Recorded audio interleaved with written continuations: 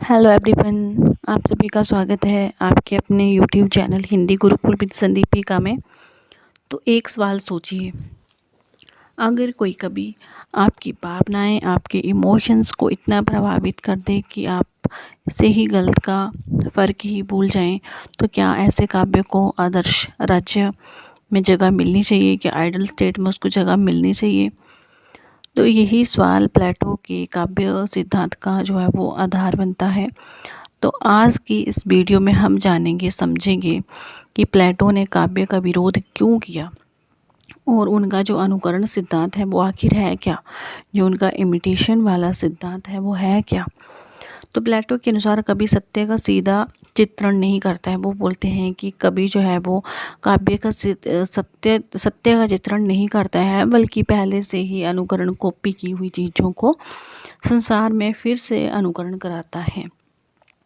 तो इसी वजह से प्लेटो ने काव्य को सत्य और आदर्श से दूर माना। उन्होंने ट्रुथ और जो आइडल स्टेट है, ठीक है, जो उससे जो है वो दूर माना काव्य को। तो आज की इस वीडियो को चलिए स्टार्ट करते हैं। आज का पहला प्रश्न कि प्लेटो के काव्य सिद्धांत का प्रमुख आधार क्या है। तो आपने देखा ही ना कि उनका जो आधार है, ठीक है, प्रमुख आधार क्या था, तो वो है अनुकरण। वो बोलते हैं कि कभी जो है वो काव्य का सीधा चित्रण नहीं करता है, सत्य का चित्रण नहीं करता है, बल्कि जो कॉपी की हुई चीज़ें हैं पहले से ही, उन्हीं को दोबारा से जो है वो हमें अनुकरण हमें पढ़ा रहा है। ठीक है, ये उनका मानना है। नेक्स्ट है, प्लेटो के अनुसार कला किसका अनुकरण है। प्लेटो के अनुसार जो कला है वो किसका अनुकरण है। वो अनुकरण होता क्या है, आपको पता ही है कि जब हम किसी चीज़ की कॉपी करते हैं, इमिटेशन करते हैं, तो उसी को हम क्या बोल लेंगे, अनुकरण बोल लेंगे। ठीक है, तो प्लेटो के अनुसार कला किसका अनुकरण है, तो वो किसका अनुकरण है, विचार और प्रत्यय का। ठीक है, नेक्स्ट है, प्लेटो के दर्शन में प्रत्यय का स्थान क्या है। आइडिया जो है उसका क्या स्थान है, तो उसका स्थान उन्होंने क्या माना हुआ है, सर्वोच्च सत्य। प्लेटो के अनुसार जो आइडिया है वो ही सर्वोच्च सत्य है। उनका मानना है कि हमें जो है वो किसी की जो इमिटेशन, किसी की जो रिपीटेड चीज़ें हैं वो हमें अपने काव्य में या कविता में नहीं लानी चाहिए। ठीक है, तो मतलब वो जो उनका आइडिया है वो है कि सर्वोच्च सत्य, ठीक है, कि जो मतलब सबसे हटके हो और सबसे सर्वोच्च हो, वो ही जो है वो उसके काव्य, वो ही उनके काव्य में, उनके कविताओं में होना चाहिए। नेक्स्ट है कि प्लेटो के अनुसार भौतिक सत्य किसका अनुकरण करता है। किसका अनुकरण है, जो भौतिक संसार है वो किसका अनुकरण है। ये जो हमारा पूरा संसार है ये किसकी कॉपी की हुई है, तो ये किसकी बताई उन्होंने, तो ऑप्शन नंबर सी की प्रत्यय जगत की। ठीक है, आइडिया, जो हम कोई भी आइडिया लेते हैं उसी का उन्होंने जो है वो अनुकरण बताया हुआ है। ठीक है, कि किसी के दिमाग में कोई आइडिया आया हुआ है तभी जो है वो ये पूरा भौतिक संसार बना हुआ है। नेक्स्ट है कि प्लेटो के अनुसार काव्य किससे कितनी दूरी पर है। तो काव्य किससे कितनी दूरी पर, तो है सत्य से 3 स्तर दूर है। उनका मानना क्या है कि कभी जो है वो सत्य घटनाओं का अनुकरण नहीं करता है, चित्रण नहीं करता है, जो सत्य है उसका सीधा चित्रण नहीं करता है, बल्कि जो अनुकरण की हुई चीज़ें हैं उन्हीं को वो हमें अनुकरण कराता है। ठीक है, तो ये उनका मानना है। नेक्स्ट है कि प्लेटो ने काव्य का विरोध मुख्यतः किस आधार पर किया है। उन्होंने जो काव्य का जो उन्होंने विरोध किया वो किस आधार पर किया है, तो उन्होंने किस आधार पर किया हुआ है कि काव्य जो है वो सत्य से दूर ले जाता है, कि काव्य सत्य से दूर ले जाता है। उन्होंने बोला कि जो कवि है वो उन्हीं चीज़ों को बार बार हमें रिपीट करवाता है, उन्हीं चीज़ों की कॉपी की हुई चीज़ें ही हमें को वो पढ़ा रहा है, तो वो सत्य से हमें क्या कर रहा है, जो ट्रुथ है उससे हमें कहाँ ले जा रहा है, दूर ले जा रहा है। ठीक है, तो काव्य सत्य से दूर ले जा रहा है, जो भी उसकी कविता है उससे। नेक्स्ट हमारा क्वेश्चन है, प्लेटो ने कवियों को अपने आदर्श राज्य से बाहर रखने की बात किस ग्रंथ में की है।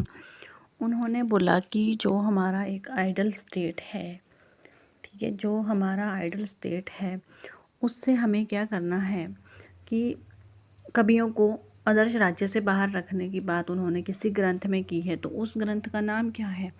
उस ग्रंथ का नाम है रिपब्लिक। रिपब्लिक, ठीक है, ये option number B right answer होगा।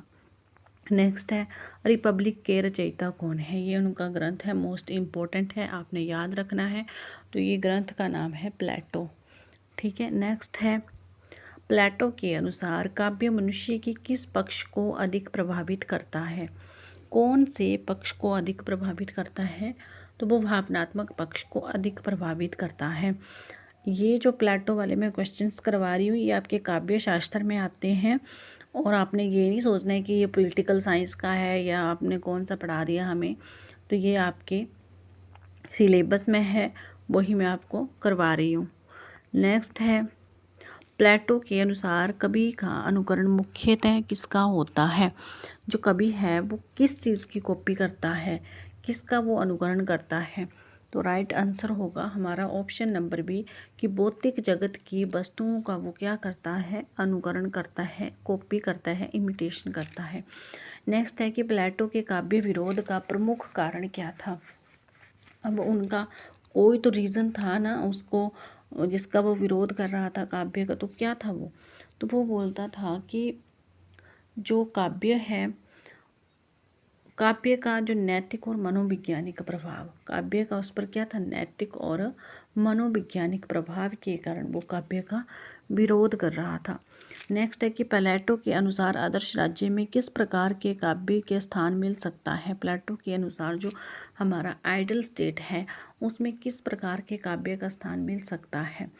तो उसमें मिलता है जो देवताओं और श्रेष्ठ पुरुषों का उचित चित्रण करे, जो कि देवताओं और जो श्रेष्ठ पुरुष हैं, जो भी हमारे महान पुरुष हैं, उनका एक उचित चित्रण करें, वो होने चाहिए हमारे काव्य में, उस चीज़ को स्थान मिलना चाहिए। वो ही उन्होंने जो है वो आइडल स्टेट बोला हुआ है। ये नहीं कि किसी की कॉपी की हुई चीज़ें ही हमें कॉपी करवा दी, ठीक है। वो बोलते हैं कि जो सत्य है, जो अच्छी चीज़ें हैं, उन्हीं का हमें जो है वो ज्ञान करवाए कभी, ठीक है। तो वो बोलता है कि जो देवताओं और श्रेष्ठ पुरुषों का उचित चित्रण जो है वो उसमें होना चाहिए।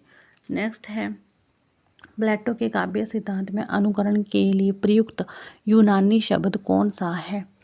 ये देखो यूनानी शब्द भी उसमें प्रयुक्त हुआ है, तो वो कौन सा है? माइमेसिस। माइमेसिस प्लेटो के जो काव्य सिद्धांत है उसके अनुकरण के लिए जो यूनानी शब्द प्रयुक्त हुआ है, काव्य सिद्धांत अनुकरण है ना उनका, तो उसमें जो प्रयुक्त यूनानी शब्द है वो कौन सा है? माइमेसिस। नेक्स्ट है, माइमेसिस का सामान्य अर्थ क्या है? अब आपके दिमाग में आ रहा होगा इसका अर्थ क्या होता है, इसका मीनिंग क्या होता है? तो इसका मीनिंग होता है अनुकरण। अनुकरण मतलब कि कॉपी की हुई चीज़, ठीक है, इमिटेशन, ठीक है। नेक्स्ट है, प्लेटो के अनुसार कभी सत्य का ज्ञाता ना होकर क्या है?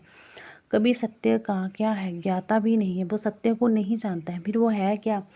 तो आंसर होगा कि अनुकरण करता, ठीक है। वो क्या कर रहा है? कॉपी कर रहा है चीज़ों को। नेक्स्ट है, प्लेटो ने काव्य को किस कारण समाज के लिए हानिकारक माना है? तो प्लेटो ने अपने काव्य को किस कारण समाज के लिए हानिकारक, उन्होंने बोला कि सोसाइटी के लिए हानिकारक है, बट किस रीजन से हानिकारक है? तो उन्होंने बोला कि वह तर्क और नैतिकता को कमज़ोर कर सकता है, जो हमारी लॉजिकल पावर है, ठीक है, और जो हमारी नैतिकता है, तो उसको क्या कर सकता है? ये कमज़ोर कर सकता है। तो option number B right answer होगा। नेक्स्ट है कि प्लेटो के काव्य विचारों का सबसे प्रमुख संबंध किस दर्शन से है? उन्होंने किस फिलॉसफी को जो है वो इससे रिलेट किया हुआ है? तो उन्होंने रिलेट किया है ऑप्शन नंबर बी प्रत्ययवाद से, ठीक है। प्रत्ययवाद से उन्होंने जो है वो अपने विचारों को रिलेट किया हुआ है। नेक्स्ट है कि प्लेटो और अरस्तु के काव्य सिद्धांतों में प्रमुख अंतर क्या है? तो उनके जो विचार हैं उनमें भी अंतर है। तो वो क्या अंतर है कि प्लेटो ने अनुकरण को नकारात्मक माना, अरस्तु ने सकारात्मक माना है। उन्होंने जो है वो नेगेटिव माना, ठीक है, अरस्तु ने, और जो प्लेटो ने उसको नकारात्मक माना, और जो अरस्तु है उन्होंने जो कॉपी की हुई चीज़ें हैं, जो कि इमिटेशन की हुई चीज़ें हैं, ठीक है, माइसिस आपने देखा, तो उस चीज़ को उन्होंने जो है वो क्या माना है कि वो नेगेटिव है, वो नहीं है ठीक, जो हम किसी से सीख रहे हैं या हम अडेप्ट कर रहे हैं कोई चीज़, वो ठीक नहीं माना उन्होंने। बट अरस्तु ने उसको जो है वो पॉजिटिव माना हुआ है। नेक्स्ट है, प्लेटो के अनुसार कवि की रचना मनुष्य को किससे दूर कर सकती है? तो बताया ना मैंने कि वो किससे दूर कर रही है, सत्य और तर्क से।